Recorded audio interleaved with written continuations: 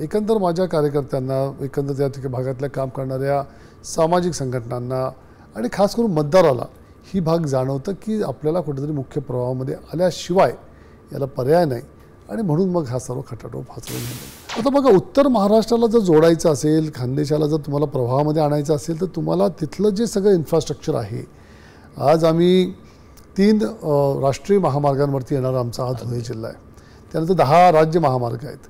मग हे सगळे जर जोडून घ्यायचे असतील तर आम्हाला त्या ठिकाणी प्रवाहामध्ये आणण्याकरता ही रेल्वे मार्ग होणं फार गरजेचं होतं।